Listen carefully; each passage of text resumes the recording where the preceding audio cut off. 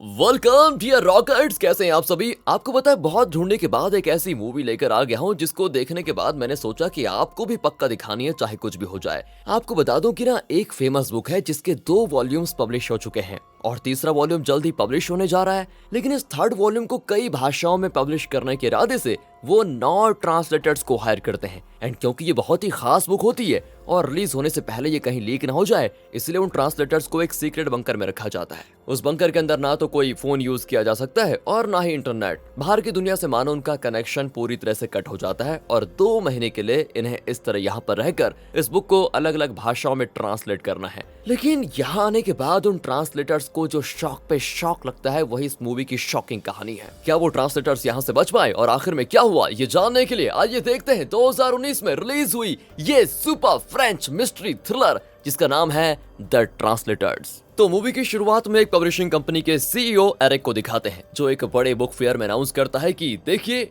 डीडलेस नाम के famous book का थर्ड वॉल्यूम हम जल्द ही कई भाषाओं में पब्लिश करने वाले हैं। एंड पहले 2 वॉल्यूम्स को आप लोगों ने जिन जोरों शोरों से खरीदा उसको देखकर हमें लगा कि जरूर हमें थर्ड वॉल्यूम बनाना चाहिए। एंड अगले 2 महीनों में ही हम थर्ड वॉल्यूम को आपके लिए पब्लिश करने वाले हैं। एंड दोस्तों, इस तरह इस बुक के पहले 2 वॉल्यूम्स को पढ़कर सभी थर्ड वॉल्यूम का बड़ी बेसब्री से इंतजार कर रहे होते हैं। एंड इस तरह की एक्साइटमेंट इतिहास में किसी और बुक को शायद ही मिली हो। इतना ही नहीं, डीडलेस बुक का ओरिजिनल ऑथर कौन है ये आज तक कोई नहीं जान पाया। इस कदर उसे सीक्रेट रखा गया है दोस्तों। तो चलिए जरा आपको इंट्रोडक्शन करा देते हैं। डीडलेस को ट्रांसलेट करने के लिए अलग अलग देशों से प्रोफेशनल ट्रांसलेटर्स को बुलाया जाता है। तो सबसे पहले ये देखिए, ये है पोर्टुगीज ट्रांसलेटर टेल्मा और ये है डेनमार्क की ट्रांसलेटर हेलन। वो अपने पति और बच्चों से विदा लेती है कि मैं जल्द ही आ जाऊंगी, काम खत्म करके, तब तक के लिए अपना ख्याल रखना। अगला है एक टीनेज ट्रांसलेटर जिसका नाम है एलेक्स जो कि इंग्लैंड में रहता है। और ये है जर्मन ट्रांसलेटर इंग्रिड, ये स्पेनिश ट्रांसलेटर जेवियर, अगला है इटालियन ट्रांसलेटर डेरियो और उसके बाद है ग्रीक ट्रांसलेटर कैंड्रिनोज और आखिर में अपने चाइनीज भाई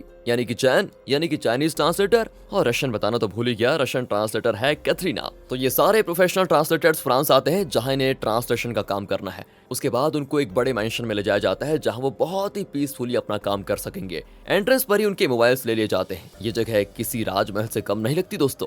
सभी बहुत एक्साइटेड होते हैं कि 2 महीने इस शानदार जगह में रहने का मौका मिल गया। वाह, कितनी अच्छी किस्मत है हमारी। लेकिन पब्लिशर की असिस्टेंट इन्हें नीचे लेकर जाती है जो कि एक बेसमेंट की तरह दिखता है। वहां पर एक बंकर के अंदर वो इनको लेकर जाती है। इन ट्रांसलेटर्स को तो और भी एक्साइटमेंट होती है क्योंकि इससे पहले कि बाहर के लोग इस वॉल्यूम 3 को पढ़ें, इन्हें उस बुक को पढ़ने का मौका मिल रहा है। उसे पढ़कर वो अपनी भाषाओं में उसे ट्रांसलेट करेंगे। एंड पब्लिशर नहीं चाहता कि बुक का एक भी शब्द इंटरनेट या किसी और तरीके से लीक हो जाए, वरना पब्लिशिंग कंपनी का कोई फायदा नहीं होगा। एंड यहाँ तो इंटरनेट भी नहीं है। लेकिन उनको कहा जाता है कि आपकी जरूरत की सारी चीजें हम देंगे, जैसे कि अच्छा खाना, अच्छी रहने की जगह, गेम्स वगैरह सारी चीजें यहाँ पर अवेलेबल हैं। फिर दोस्तों वो उनको दूसरे कमरे में लेकर जाती है जहाँ गार्ड्स खड़े होते हैं और वो इन्हीं को देख रहे होते हैं। वहाँ पब्लिशर एरिक आता है और ट्रांसलेटर से कहता है कि हम रोज हर एक को 20 पेजेस देंगे जिन्हें उसी दिन के अंदर आपको ट्रांसलेट करना होगा। वैसे ट्रांसलेशन के लिए 1 महीना काफी होगा, लेकिन उसके बाद आपको ये चेक करना होगा कि आपका ट्रांसलेशन ठीक है या फिर उसे बेहतर किया जा सकता है। इसलिए आपको यहाँ पर 2 महीने रखा जाएगा और इस दौरान आपको ध्यान रखना है कि एक छोटी सी भी गलती ना हो जाए। अगर इस बुक का कोई भी पार्ट लीक हुआ तो बस समझिए आपका करियर खत्म हो जाएगा, ऊपर से जेल की सजा वो तो पक्की है। इस तरह की सख्त कंडीशंस बताकर एरिक उनको डरा भी देता है। लेकिन कहाँ, ट्रांसलेटर्स तो यहाँ पर अपना काम करने आए हैं तो काम करके ही जाएंगे। उनका कोई गलत इरादा नहीं होता और वो तुरंत अपने काम पे लग जाते हैं। कैथरीना तो बुक का पहला पेज पढ़कर इतनी इमोशनल हो जाती है कि उसकी आंखों से आंसू निकल आते हैं। इतना अच्छा होता है इस बुक का नरेशन स्टाइल। सभी अपनी अपनी भाषा में पहले 20 पेजेस ट्रांसलेट कर लेते हैं। तभी वहां पर एरिक एक सूटकेस लेकर आता है जिसके अंदर बुक का ओरिजिनल स्क्रिप्ट है। उसके अलावा कुछ देशों के फ्लैग्स के साथ पेन ड्राइव्स होते हैं। एक को निकालकर वो कंप्यूटर से कनेक्ट करके निकाल देता है। तब डेरियो कहता है कि मुझे इस बुक के ऑथर से मिलना है। एरिक भी कहता है कि ऑथर का नाम है ऑस्कर, लेकिन वो कहाँ है, औरत है या आदमी, इसके बारे में कोई पता नहीं लगा सकता। तब एलेक्स कहता है कि अरे हम उनकी बुक ट्रांसलेट कर रहे हैं तो हमें उनसे मिलवाने में क्या अर्ज है। एरिक कहता है कि ऑस्कर अपनी आइडेंटिटी रिवील नहीं करना चाहता और किसी से मिलना भी नहीं चाहता, इसलिए इस बात को तो छोड़ दो कि उनसे मिलना है। अगले सीन में दोस्तों आ जाइए, कैथरीना एरिक के कमरे में वेट कर रही होती है। शायद लगता है कुछ पूछने आई हुई है। लेकिन एरिक तो दूसरे कमरे में फोन पर बात कर रहा होता है। इसी बीच वो चुपके से उस सूटकेस को खोल देती है जिसमें होती है ओरिजिनल स्क्रिप्ट। इतने में वहाँ पर एरिक की आहट सुनकर वो सब कुछ वैसे ही बंद करके चुपचाप बैठ जाती है। हैरी कहता है कि तुमने आज बहुत बढ़िया तरीके से ट्रांसलेट किया है और तुम बहुत ही जल्दी काम भी करती हो। असल में दोस्तों वो कैथरीना को इम्प्रेस करना चाहता है। कैथरीना भी इम्प्रेस होने की एक्टिंग करने लग जाती है। कट करके यहाँ से कुछ महीने पहले का फ्लैशबैक दिखाते हैं जब एरिक सिटी से दूर एक पुराने बुक शॉप में जाता है। वहाँ वो एक बुजुर्ग से मिलता है जिसका नाम है जॉर्ज। एरिक कहता है आपने बुक्स लिखकर जो पैसे कमाए हैं उससे तो पूरी दुनिया को खरीदा जा सकता है। जॉर्ज भी हंसकर कहता है कि हाँ, अब टिल्डस का ये तीसरा वॉल्यूम भी लिख लूंगा तो फिर मैं लिखना बंद कर दूंगा। एंड इनकी बातों से तो ये लगता है कि टिल्डस का ओरिजिनल ऑथर जॉर्ज ही है। खैर आगे देखते हैं क्या होता है। अब आ जाइए प्रेजेंट में बंकर के अंदर देखते हैं जहाँ पर ट्रांसलेटर्स अपना काम भी करते हैं और एंटरटेनमेंट भी बहुत ज्यादा हो जाता है उनके लिए। बहुत मजे करते हैं वो सभी, बहुत बढ़िया तरीके से ट्रांसलेट भी करते हैं और फ्री टाइम में पार्टी, ड्रिंक्स, गेम्स वगैरह बहुत मजा लूटते हैं। लेकिन तब शुरू होती है एक प्रॉब्लम। एरिक को आता एक मैसेज जिसको देखकर उसके गुस्से का ठिकाना नहीं होता। वो तुरंत सारे ट्रांसलेटर्स को बुलाकर उन्हें बुरी तरह डांटता है। दरअसल डीडलस के वॉल्यूम 3 के 10 पेजेस इंटरनेट पर पब्लिश हो चुके थे और जिसने भी ये मैसेज किया था वो डिमांड कर रहा था कि मुझे 5 मिलियन यूरोस दे दो वरना मैं बुक के अगले 100 पेजेस एक ही दिन में पब्लिश कर दूंगा। अब एरिक गुस्से में कहता है कि तुम्हारे अलावा किसी ने बुक का ओरिजिनल स्क्रिप्ट नहीं देखा और मुझे पता है कि तुम में से किसी एक ने इसे लीक किया है। चुपचाप बता दो किसका काम है वो। अब दोस्तों इतनी सीरियस बात हो रही थी कि तभी एक ट्रांसलेटर हंस पड़ता है कि अब बताओ ये बुक तो लीक हो चुकी है, मतलब इसे अब कोई नहीं खरीदेगा। हो गया ना नुकसान। एरिक को उसको देखकर इतना गुस्सा आता है ना कि वो अपने गार्ड से कहकर उस ट्रांसलेटर को पीटने लग जाता है। तब जाकर बाकी ट्रांसलेटर्स घबरा जाते हैं कि ये लोग तो हाथ उठा रहे हैं हम पर। एरिक सबको धमकाता है कि अगर किसी ने अपनी गलती नहीं मानी तो सजा सबको मिलेगी, कहकर वो चला जाता है। उसके बाद गार्ड्स हर एक कमरा चेक करते हैं और सारी चीजें इधर से उधर कर देते हैं। कुछ ट्रांसलेटर्स के साथ वो वायलेंट भी हो जाते हैं। एंड जब वो हेलन के कमरे में चेक करते हैं तो तकिए के नीचे एक स्क्रिप्ट होता है। फिर वो उसको एरिक के हवाले कर देते हैं। एरिक पूछता है ये क्या है। हेलन बताती है कि ये तो मेरा अपना नोवेल है जिसे मैं 8 साल से लिख रही हूँ। वो कहती है कि राइटिंग मेरा पैशन है लेकिन शादी के बाद बच्चे होते रहे और मैं इस पर फोकस नहीं कर पाई। एक पल के लिए भी मैं आराम से लिख नहीं पाती थी, इसलिए मैंने सोचा कि यहाँ डीडलस को ट्रांसलेट करके जब मुझे वक्त मिलेगा तो मैं चैन से इसको लिख पाऊंगी। लेकिन एरिक उसको पढ़कर कहता है ये तो बहुत ही लो क्वालिटी की राइटिंग है, इसमें वक्त बर्बाद करने के बजाय तुम्हें हमारी बुक पर ध्यान देना चाहिए, लेकिन हाँ तुम्हें सजा तो जरूर मिलेगी, कहकर वो उन सारे पेजेस को आग में डाल देता है। हेलन बर्दाश्त नहीं कर पाती कि उसकी 8 साल की मेहनत आग में जल गई। एंड अब अगले सीन में सारे ट्रांसलेटर्स डिस्कस करते हैं कि हम सभी प्रोफेशनल ट्रांसलेटर्स हैं, ऐसे में कौन पेजेस को लीक कर सकता है, कुछ समझ में नहीं आ रहा। शैन कहता है कि जरूर किसी ने अपना फोन यहाँ पर छुपा रखा होगा, उसी के जरिए ये लीक हुआ है। अब सब एक ट्रांसलेटर को देखने लग जाते हैं जिसके हाथ पर पट्टी बंधी हुई है। वो भी कहता है कि अरे मुझे ऐसा क्यों देख रहे हैं सब, यहाँ आने से पहले मेरा एक्सीडेंट हुआ था जिस वजह से मुझे पट्टी लगी है। पर दोस्तों कोई उस पर विश्वास नहीं करता और जबरदस्ती उसकी पट्टी खोलने लग जाते हैं। सोचते हैं कि कहीं इसके अंदर इसने मोबाइल तो नहीं छुपा के रखा हुआ है, लेकिन यार उसमें सच में चोट लगी होती है, कोई मोबाइल नहीं होता उसके पास। यहाँ पर एलेक्स परेशान हो जाता है क्योंकि गार्ड्स ने उसके कमरे का बुरा हाल करके रखा था। तब कैथरीना वहाँ पर आती है। वो कहती है मुझे तुम पर शक है, तुम पक्का कुछ गड़बड़ कर रहे हो, तुम असल में एक प्रोफेशनल ट्रांसलेटर हो ही नहीं,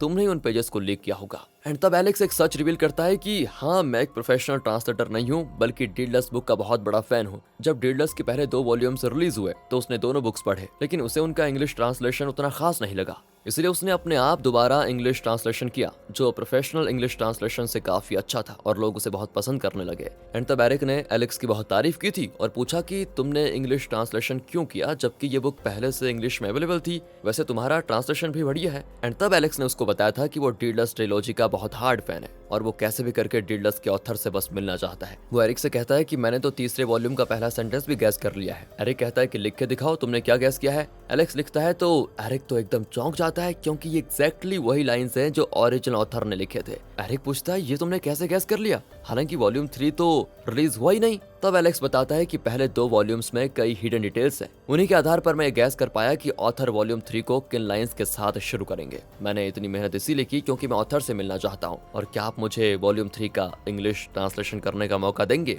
उसकी बात से उसके टैलेंट से एरिक बहुत इंप्रेस हो गया था और उसने डीडलस का इंग्लिश ट्रांसलेशन करने के लिए एलेक्स को हायर किया। ओरिजिनल बुक फ्रेंच भाषा में थी। ये सारी बातें एलेक्स कैथरीना को बताता है। यहाँ कैथरीना भी एक बात बताती है कि उसने एरिक के कमरे में उस ओरिजिनल स्क्रिप्ट को देखा। पहले 20 पेजेस पढ़कर मेरी आंखें नम हो गई, उसने कहा। वो कहती है मैं देखना चाहती थी कि अगला पेज कैसा होगा इसलिए मैंने वो सूटकेस खोल कर देखा, लेकिन तब तक एरिक आ गया। मेरा और कोई इरादा नहीं था वैसे। एंड इस तरह दोस्तों वो अपने हिस्से का सच बता देती है। अगले सीन में दिखाते हैं कि वो ब्लैकमेलर जिसने एरिक को धमकी दी थी कि वो 10 पेजेस पब्लिश करेगा, वो उन पेजेस को सच में पब्लिश कर देता है और हर तरफ वो ट्रेंडिंग हो जाती है। एरिक को तो मतलब इतना गुस्सा आता है, उसका सर फट जाता है। वो गुस्से में सारे ट्रांसलेटर्स के कपड़े उतरवा कर बहुत टॉर्चर करता है और चेक करता है कि कपड़ों के अंदर कहीं कुछ छुपा के तो नहीं रखा हुआ है। तब उसको एक और मैसेज आता है कि अब तक तुमने मुझे 5 मिलियन नहीं भेजे, अगर अगले 6 घंटों के अंदर तुमने मुझे 21 मिलियन नहीं भेजे तो डीललेस बुक के अगले 100 पेजेस मैं पब्लिश कर दूंगा, फिर गई तुम्हारी बुक पानी में।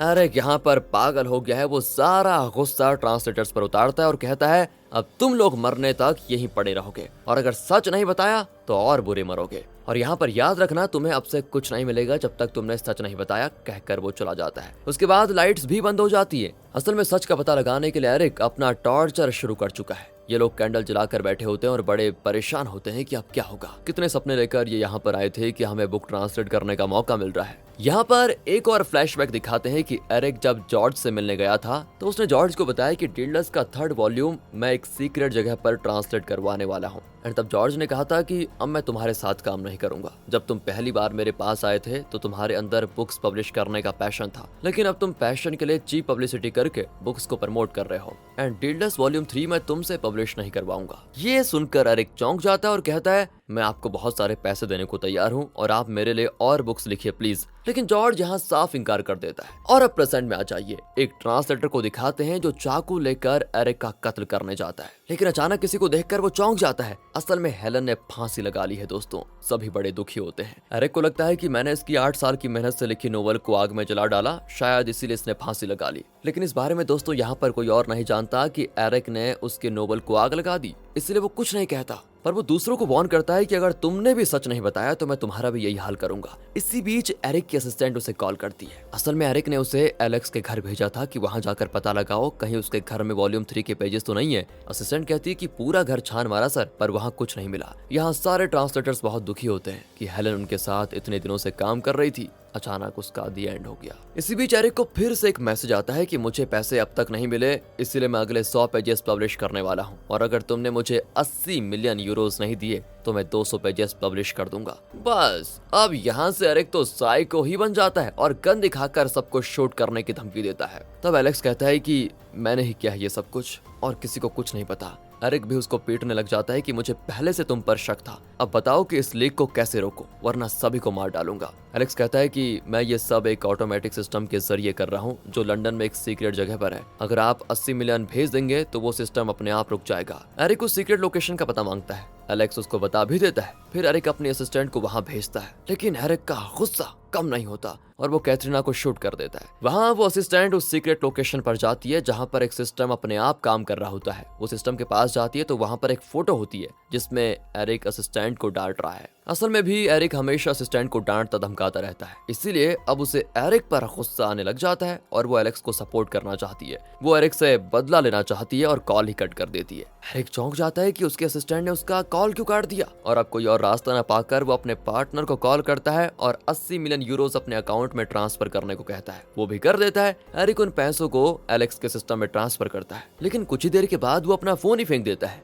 तभी एक ट्रांसलेटर फोन उठाता है तो देखता है डीललेस वॉल्यूम 3 का पूरा बुक ही लीक हो चुका है, यानी इंटरनेट पर फ्री में पब्लिश हो चुका है। अब एरिक को इस बुक का तो एक भी पैसा नहीं मिलेगा। गुस्से में वो पागल ही हो जाता है और एलेक्स को शूट कर देता है, लेकिन उसका पागलपन देखकर उसके खुद के सिक्योरिटी गार्ड्स उस पर गन तान देते हैं। बाकी ट्रांसलेटर्स एलेक्स की मौत से बड़े शॉक हो जाते हैं, लेकिन तब पता चलता है कि एलेक्स की जैकेट के अंदर एक बुक थी जिस पर बुलेट लगा था और उसी की वजह से वो बच गया। बाकी वजह ट्रांसलेटर्स भी जिंदा बच निकलते हैं। एरिक को पुलिस के हवाले कर दिया जाता है। कट करके यहाँ से कैथरीना को दिखाते हैं जो बुलेट लगने की वजह से हॉस्पिटल में होती है। एलेक्स उसके पास बैठा होता है। फिर वो एरिक से मिलने जाता है जो पुलिस कस्टडी में है। एरिक कहता है कि मुझे पहले दिन से शक था तुम पर, जब तुमने कहा था ना कि पहले 2 वॉल्यूम्स को पढ़कर तुमने 3rd वॉल्यूम के पहले सेंटेंस की लाइन गैस कर ली है। झूठ था ना वो सब कुछ। इसका मतलब यह है कि तुम्हें पहले से पता था कि वॉल्यूम 3 में क्या है। बताओ कहाँ से चुराया तुमने ओरिजिनल स्क्रिप्ट को। और तब एलेक्स उसके बहुत करीब आता है और उसके शर्ट पर जो माइक लगा होता है उसे कवर करके कहता है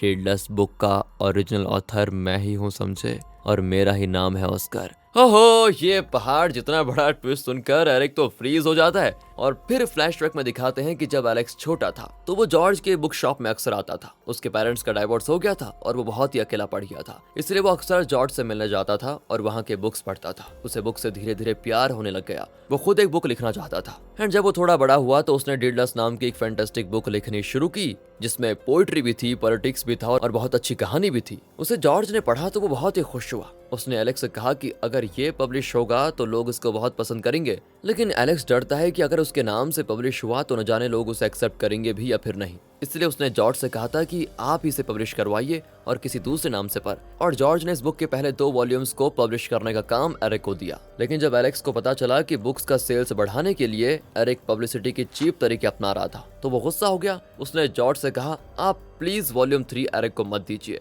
हम कोई और अच्छा पब्लिशर ढूंढ लेंगे। जॉर्ज ने कहा कि ठीक है, मैं एरिक को मना कर दूंगा, तुम एक काम करो, वॉल्यूम 3 लिखना शुरू करो। एलेक्स भी मान गया और इसी वजह से जब एरिक जॉर्ज से मिलने आया तो जॉर्ज ने कह दिया था कि मैं तुम्हारे साथ काम नहीं करूंगा। लेकिन एक दिन अचानक एरिक ने अनाउंस किया कि कुछ ही महीनों में वो वॉल्यूम 3 पब्लिश करने वाला है। उस वक्त वहाँ पर एलेक्स भी था। वो परेशान हो गया कि जॉर्ज ने तो कहा था कि इसे वॉल्यूम 3 नहीं देंगे, फिर एक कैसा अनाउंसमेंट हो सकता है। और अब प्रेजेंट में जब एरिक को पता चलता है कि एलेक्स ही ऑस्कर है तो वो चौंक जाता है। लेकिन एलेक्स उसे एक और शॉक देता है। एरिक ने जो उसे 80 मिलियन ट्रांसफर किए थे वो वापस एरिक के अकाउंट में ट्रांसफर कर देता है और एरिक से कहता है, अब पुलिस तुम्हारी चमड़ी उधेड़ देगी कि इतने सारे पैसे तुम्हारे पर्सनल अकाउंट में कहां से आए, जवाब तैयार रखना उनके लिए। एरिक एकदम शॉक हो जाता है और बड़बड़ाने लग जाता है कि तुम ऑस्कर नहीं हो सकते क्योंकि मैंने खुद अपने हाथों से उसका कत्ल किया था और उसके पास से वॉल्यूम 3 का ओरिजिनल स्क्रिप्ट चुरा कर लाया था। यहाँ फ्लैशबैक में दिखाते हैं कि जब जॉर्ज ने एरिक को 3rd वॉल्यूम देने से इनकार किया था